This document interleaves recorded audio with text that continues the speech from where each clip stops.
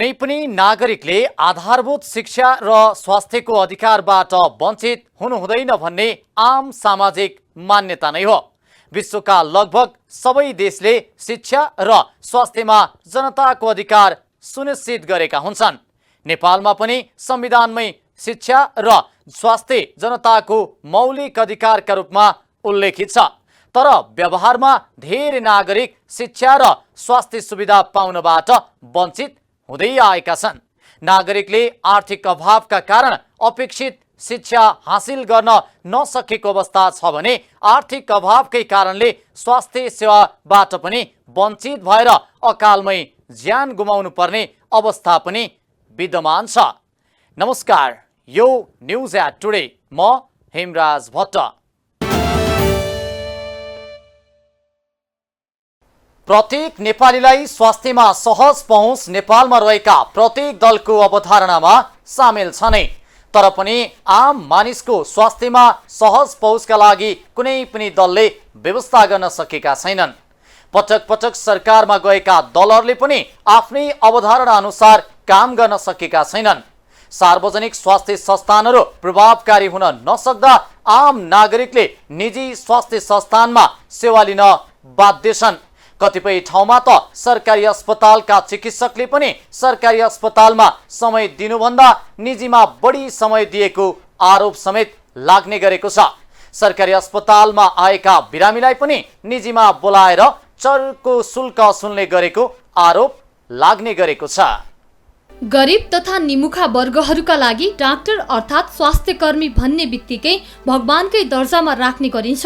तर तिनै भगवान रूपी डाक्टरहरूले नागरिक प्रतिको जिम्मेवारी गहिरो ढङ्गबाट निर्वाह नगर्दा सर्वसाधारण निराश भएका छन्। सुदूरपश्चिमको एकमात्र रेफरेबल सेती प्रादेशिक अस्पताल धनगढीमा बिरामीको उपचारमा लापरवाही भएको गुनासो त्यहाँका नागरिकले गरेका छन्। उनीहरूले डाक्टरहरू सरकारी अस्पताल भन्दा निजी क्लिनिकमा धाउँदै उपचारमा लापरवाही गरेको भन्दै गुनासो पोखेका छन्। कैलालीको सेती प्रादेशिक अस्पतालमा सरकारी तलब खाँदै निजी क्लिनिक धाउँदै गर्दा थुप्रै बिरामी अलपत्र परेको खबर बाहिरिएको छ।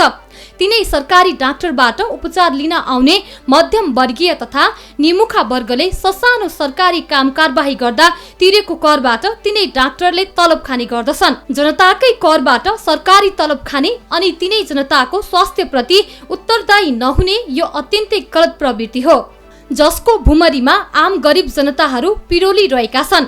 महँगो शुल्क तिरेर उच्च सेवा सुविधा प्राप्त प्रसिद्ध निजी अस्पतालमा आफ्नो उपचार गर्न नसक्ने गरिब जनताहरूले सरकारी अस्पतालकै भरमा रोग निको हुने आशा पालेका हुन्छन्। तर अहिले उक्त आशा विपरीत निराशाले भरिएका सेवाग्राहीहरू भेटिन्छन्।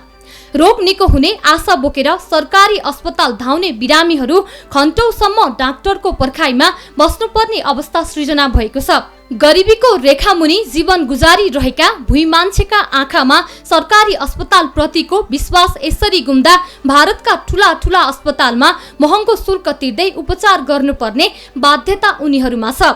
सरकारी जागिर भन्ने बित्तिकै सुनौलो भविष्यको प्रत्याभूति दिलाउँछ, जसमा विभिन्न किसिमका सेवा सुविधाहरूसँगै आकर्षक तलब भत्ताले सबै नागरिकलाई यसतर्फ जान प्रेरित गरेको छ। सरकारी ओहदाको पद सम्हालेका कर्मचारीहरूले के आफ्नो जिम्मेवारी पूर्ण रूपमा निभाएका छन् त? यसको निगरानीमा राज्य पनि चुकेको छ। राज्यले विभिन्न प्रक्रिया पूरा गरेर उत्कृष्ट कर्मचारी छनौट गरेको हुन्छ। सरकारी जागिर मध्येको एक महत्त्वपूर्ण पेशा हो स्वास्थ्य कर्मी। स्वास्थ्य क्षेत्रमा पनि सरकारले न्यून आय स्तरका नागरिकहरूका लागि भनेर सरकारी अस्पताल र सरकारी डाक्टरको उपलब्ध गराएको छ। तर सरकारले बेला बखतमा आफ्ना कर्मचारीको कार्यशैली के कस्तो छ, जनताहरूले कसरी लाभ लिइरहेका छन् भनेर समग्र स्वास्थ्य क्षेत्रको अनुगमन कतिको गर्ने गरेको छ, यो पनि एउटा महत्त्वपूर्ण प्रश्नको रूपमा खडा भएको छ। नेपालको संविधानमा समेत स्वास्थ्यलाई मौलिक हकको रूपमा समावेश गरिएको छ। स्वास्थ्य मानिसका निम्ति निकै महत्त्वपूर्ण छ। भनिन्छ स्वास्थ्य नै सबैभन्दा ठूलो धन हो। जहाँ व्यक्ति स्वस्थ रहन्छ त्यहाँ उसले जस्तो सुकै कामलाई पनि अन्जाम दिन सक्छ। त्यसैले स्वास्थ्य अमूल्य धन हो। तर डाक्टरहरू मात्र आफ्नो फाइदाको लागि निजी क्लिनिकमा धाउँदा सेती प्रादेशिक अस्पताल धनगढीमा डाक्टरहरूको कमीको महसुस भएको सेवा लिन आउने नागरिकहरूले बताएका छन्। साथै त्यहाँको व्यवस्थापनको पक्ष पनि निकै फितलो हुँदा आफूहरू अन्योलमा परेको सेवाग्राहीले बताएका छन्। भिडभाड धेरै छ, डाक्टरको अभाव छ अनि डाक्टरहरू पनि 10:30-11 बजीतिर आइरहेको भेटिन्छ र अब यता आफ्नो कोठामा चाहिँ अलि कुन कोठा कुन बिरामीकोले हो अलि व्यवस्थित भएको छैन। जस्तो अब सुरुमा हामी 2 नम्बरमा जानु पर्यो, 2 नम्बरबाट 5 नम्बरमा पठायो। अब 5 नम्बरबाट कहाँ जानुपर्छ यो पनि अलिकति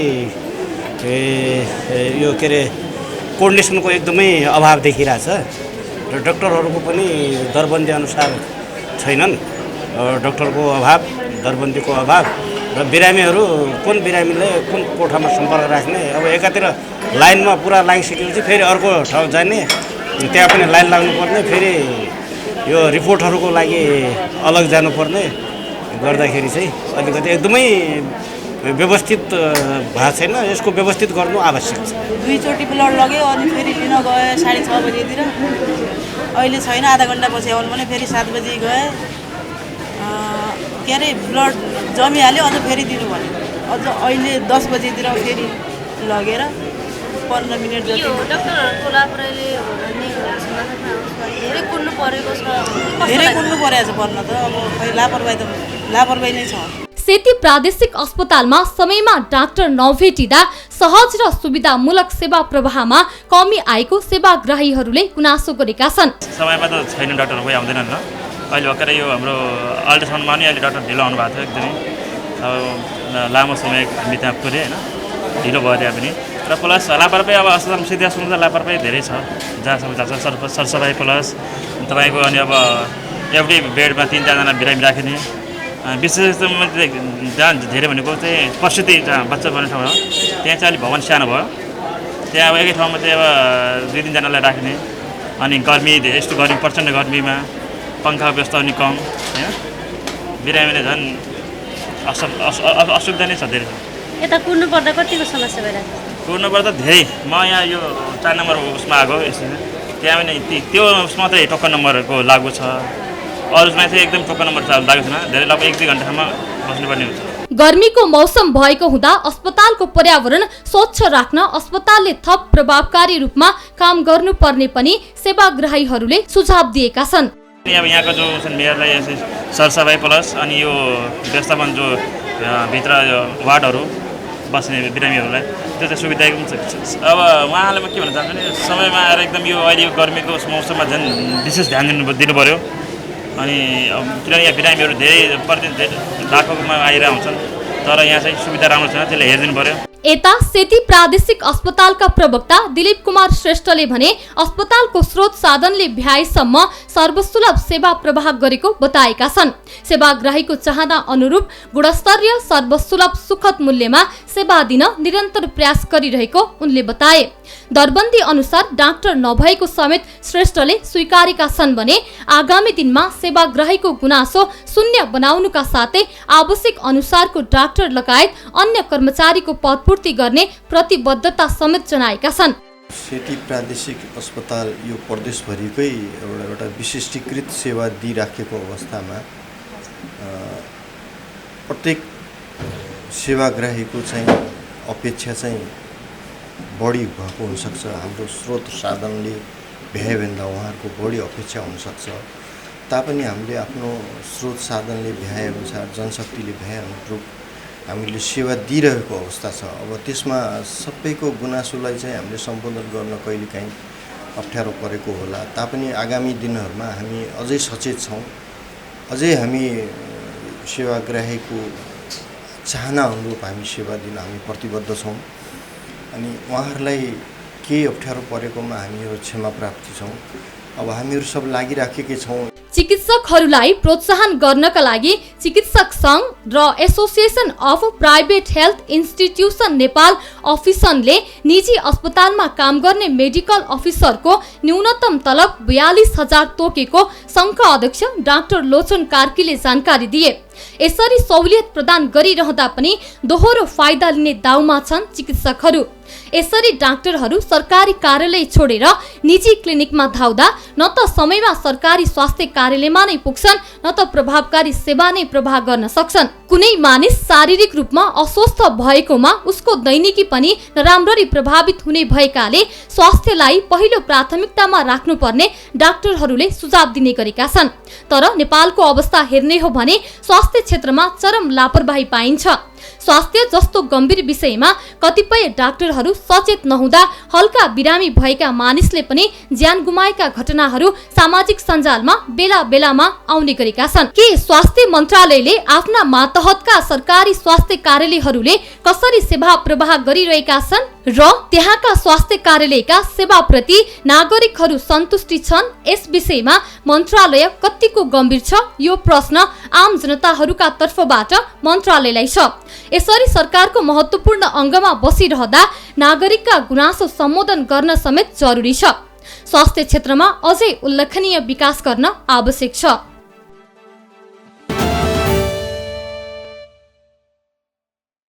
जापानका पूर्व प्रधानमन्त्री सिन्जो आबेको निधनमा नेपालमा पनि एक दिनको राष्ट्रिय शोक मनाइएको छ। पछिल्लो समय जापानमा राष्ट्रियवादी नेताको छवि बनाएका आबेको हत्या रहस्यमय बनेको छ।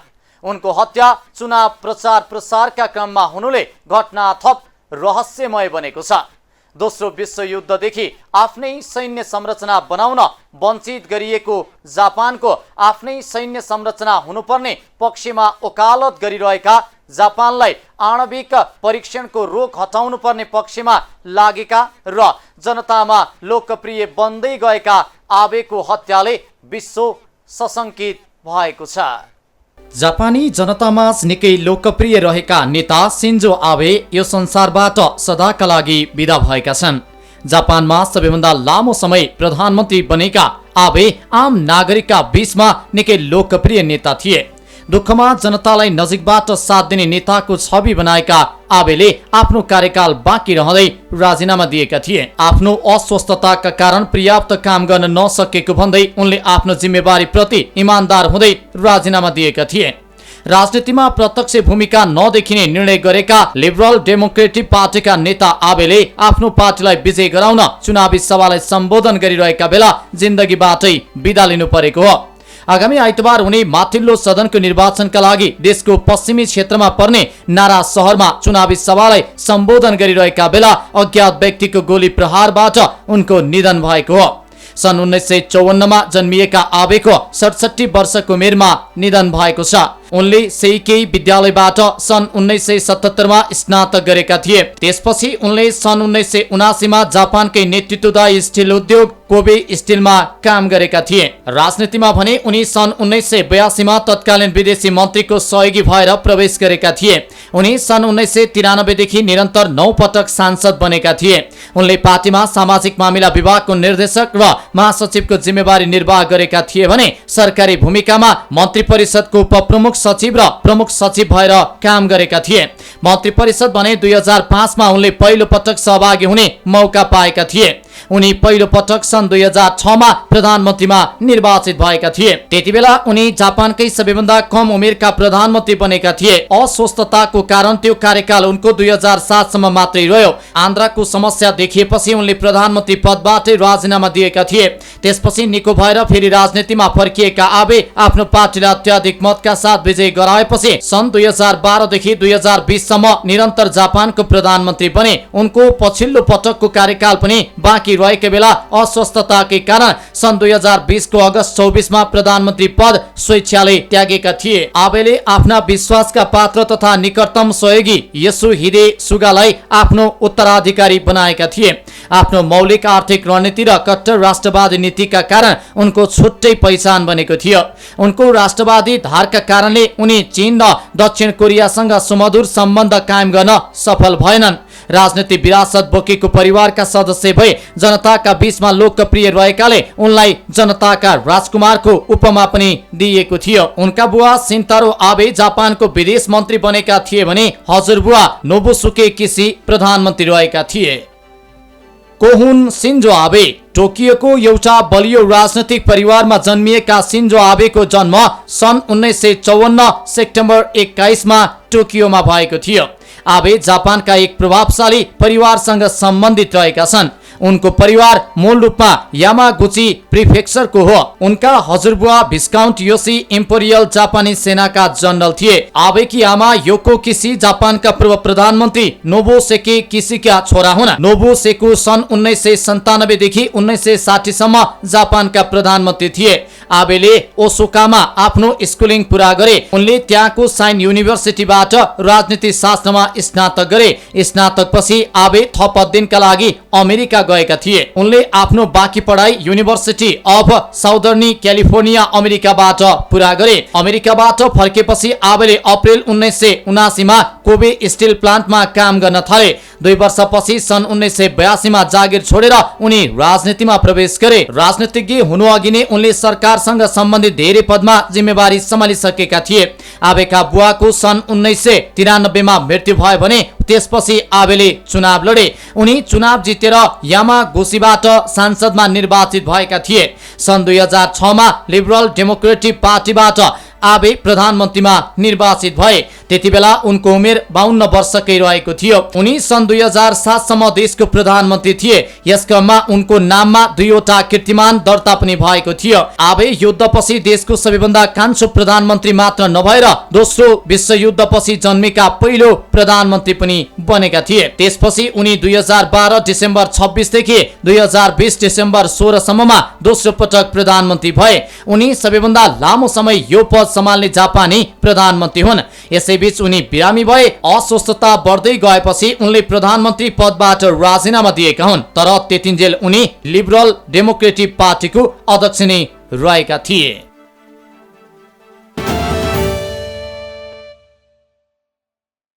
पछिल्लो 2 वर्ष कोरोना संक्रमणले विश्व नै आक्रान्त बन्यो। नेपालमा पनि कोरोनाले धेरैको ज्यान लियो। विशेष गरी दोस्रो संक्रमणका बेला झेल्नु परेको अक्सिजनको अभावको अवस्थाले इन्तु चिन्तु हुनु परेको अवस्था कसैले बिर्सिएका छैनन्। पछिल्लो समय कोरोना नयाँ भेरिएन्टका साथ देखि नै रहेको छ। तर नयाँ भेरिएन्ट विगतमा जस्तो खतरनाक देखिएको छैन। तर पनि सजग रहन विश्व स्वास्थ्य संगठनले बार अपिल गरेकै छ।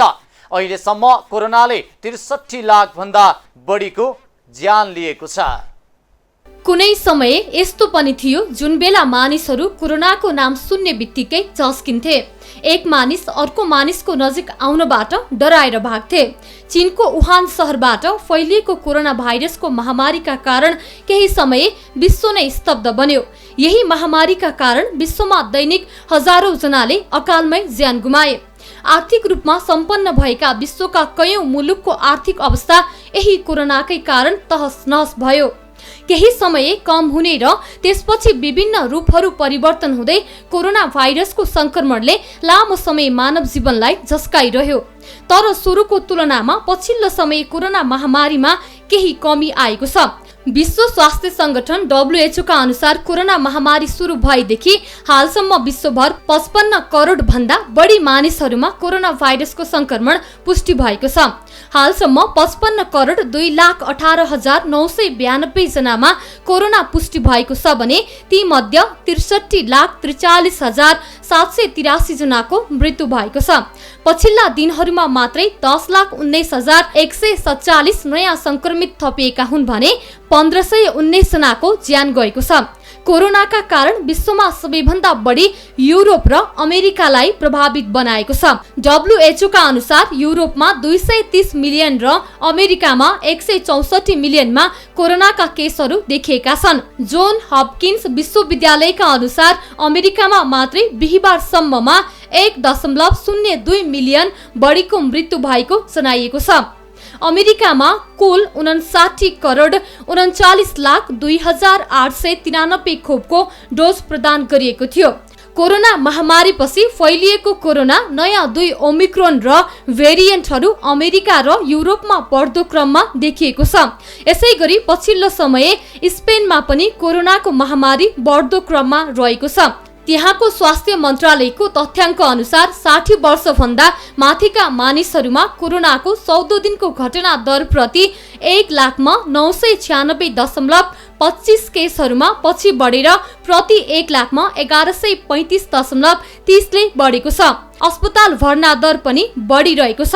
गत बुधबार कोभिड-19 भएका अस्पतालमा 11,586 जनाको उपचार भइरहेको थियो, जसमा अस्पतालको 9.56% ओगटेको थियो, जबकि 5 दिन अघि मात्र 10,249 अर्थात् शय्याको 8.3% थियो। सघन उपचार कक्ष आइसियुमा कोरोनाका बिरामीको संख्या जुलाई 1 मा 449 बाट बढेर मंगलबार 502 पुगेको छ।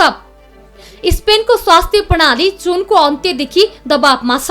रोबर्ट कोच इन्स्टिच्युटको तथ्याङ्क अनुसार जर्मनीमा बिहिबारसम्ममा 1,35,402 नयाँ संक्रमित थपिएका छन् भने 108 जनाको मृत्यु भएको छ। त्यहाँ कुल 2,88,08,614 जनामा कोरोना पुष्टि भएको छ भने 1,41,627 जनाको मृत्यु भएको छ। यसै गरी अस्ट्रेलियामा हालसम्म 83,74,527 जनामा कोरोना पुष्टि भएको छ भने 10,190 जनाको मृत्यु भएको छ। त्यहाँ अहिले पनि 2,89,000 जना अझै सक्रिय संक्रमित रहेका छन्। यस्तै मेक्सिकोमा बिहिबार मात्रै 32,295 जना नयाँ कोरोना संक्रमित फेला परेका छन् भने 48 जनाको मृत्यु भएको छ। त्यहाँ अहिलेसम्म 61,85,219 जनामा कोरोना पुष्टि भएको छ भने 3,25,976 जनाको मृत्यु भएको छ। साइप्रस सरकारले सावधानीको उपाय खारेज गरेको 1 महिनापछि घरभित्र मास्क लगाउन अनिवार्य पुनः प्रस्तुत गरेको छ। त्यहाँ शुक्रबारबाट नयाँ नियम लागू गरिएको छ, जसमा 12 वर्षभन्दा माथिका मानिसहरूका लागि सबै बन्द ठाउँहरूमा मास्क अनिवार्य बनाइएको छ भने त्यो पालना नगरेमा 300 युरो जरिवाना गरिने भएको छ। जुन 25 देखि जुलाई 5 सम्ममा कोभिड-19 का 19,503 नयाँ केसहरू थपिएकोमा सकारात्मक दर 13% बढेको मन्त्रालयले जनाएको छ। यसै गरी जापानमा बिहिबारसम्ममा 47,977 जना नयाँ कोरोना संक्रमित थपिएका छन् भने 15 जनाको मृत्यु भएको छ। यस्तै छिमेकी राष्ट्र भारतमा पनि कोरोना महामारीका कारण लाखौंले ज्यान गुमाएका छन् भने कोरोनाले गर्दा ठूलो आर्थिक संकट निम्तियो। यसमा हाम्रो देश नेपाल पनि अछुतो रहेन। नेपालमा पनि कोरोनाका कारण सबै क्षेत्रहरूमा लामो समयसम्म धक्का पुग्यो। केही समय कम हुने र पछि नयाँ नयाँ स्वरूप फेर्दै फैलिरहेको कोरोनाको यो महामारीबाट कहिले पूर्ण रूपमा छुटकारा पाइला भन्नेमा विश्वका आम नागरिकहरूको ध्यान छ।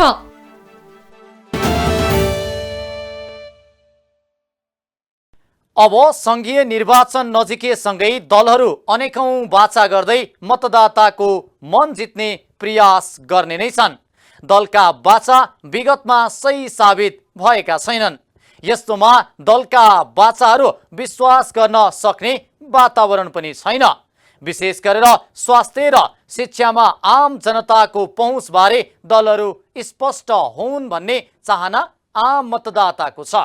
अब को दल चुन्ने मुख्य आधार ठूला ठूला पूर्वाधारका कुरा भन्दा पनि जनताको जीवनस्तर सुधारमा स्पष्ट खाका हुनुपर्छ। हवस् त आजलाई न्यूज एट टुडे यति नै। हामी सबै बिदा चाहन्छौँ। नमस्कार।